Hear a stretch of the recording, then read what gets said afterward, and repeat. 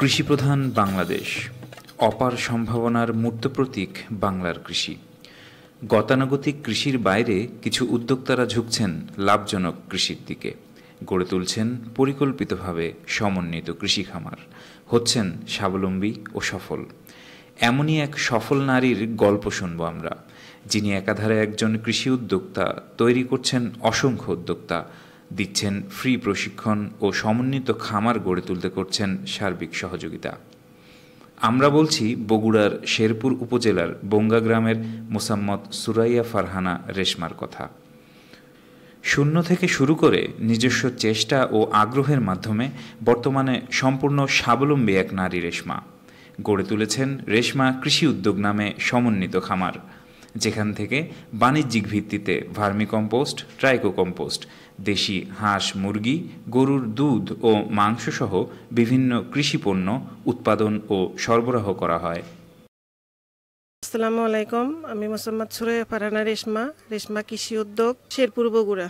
প্রথমত আমি যুব উন্নয়ন অধিদপ্তর থেকে 2014 সালে প্রশিক্ষণ নেই। ওখান থেকে ঋণ নিয়ে একটা গরু একটা ছাগল দিয়ে শুরু করি। এরপরে কৃষি সম্প্রসারণ অধিদপ্তর, প্রাণী সম্পদ অধিদপ্তর, পল্লী উন্নয়ন একাডেমি, বিভিন্ন প্রতিষ্ঠান থেকে প্রশিক্ষণ নেই, শুরু করি বিভিন্ন রকম কার্যক্রম। এর মধ্যে আমার গরু মোটাতাজাকরণ, দুগ্ধবতী গাভী পালন, ছাগল পালন, ভেড়া পালন, দেশি হাঁস মুরগি পালন, কবিতর পালন, পুকুরে মাছ চাষ এবং নিরাপদ সবজি চাষ শুরু করি।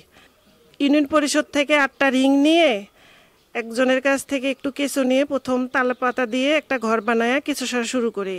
সেখান থেকে এখন বর্তমানে 200টা রিং আছে, 70টা চৌবাচ্চা আছে, 1500-এর মতো ক্যারেট আছে এবং খোলা পদ্ধতিতেও কেঁচো সার উৎপাদন করি।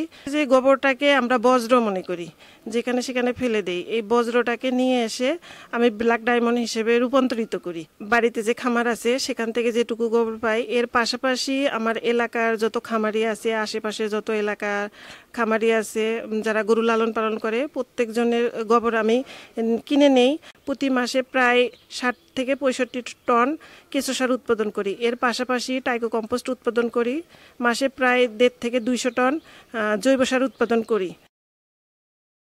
সুরাইয়া ফারহানা রেশমা আজকে সে যে পর্যায়ে চলে এসেছে সেটা তার প্রশংসনীয়। তার বিভিন্ন খরচ বাদ দিয়েও তার বর্তমান আয় এখন 3 লাখ টাকা এবং তার এখানে প্রায় 20 জনের বেশি নারীরা কাজ করছে, যারা নিজেরা স্বাবলম্বী হতে পারছে। রেশমা আমাদের জন্য অনুকরণীয় এবং দৃষ্টান্তমূলক। সে বিভিন্ন সময়ে কৃষি সম্প্রসারণ অধিদপ্তর থেকে, প্রাণী সম্পদ অধিদপ্তর থেকে বিভিন্ন রকম সেবা পাচ্ছে। আমাদের সাথে সে ট্রেনার হিসেবেও বিভিন্ন সময় সে ট্রেনিং দিচ্ছে সবাইকে।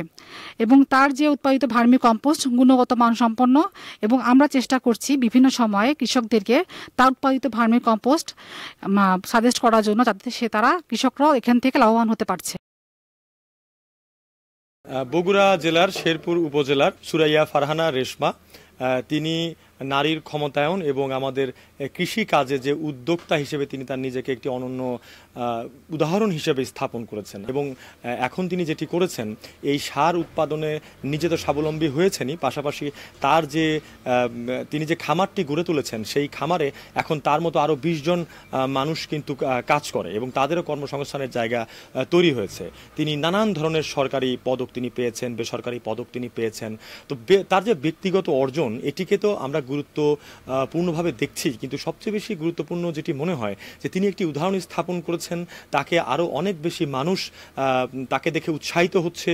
আমাদের যে এখন কেমিক্যাল যে ফার্টিলাইজারগুলো, সেগুলো ব্যবহারের যে মহোৎসব, সেই মহোৎসব থেকে সরে এসে জৈব সার, কেঁচো দ্বারা সার তৈরি করা, মাটির যে স্বাস্থ্য এবং কৃষি কাজে যে জৈব সারের যে ব্যবহার, সেটির ক্ষেত্রেও কিন্তু তিনি মানুষদেরকে এক ধরনের আহ্বান জানিয়েছেন বলে আমাদের কাছে মনে হয়। তো আমরা রেশমার জন্য আমরা শুভকামনা জানাই এবং সমাজে আরও যত রেশমা লুকিয়ে রয়েছে তাদেরকে আমরা বলতে চাই, সরকার আপনাদের পাশে রয়েছে। নারীর ক্ষমতায়ন, বাংলাদেশের কৃষির উন্নয়ন এবং উদ্যোক্তার উন্নয়নের জন্য বিভিন্ন কার্যক্রম গ্রহণ করছেন।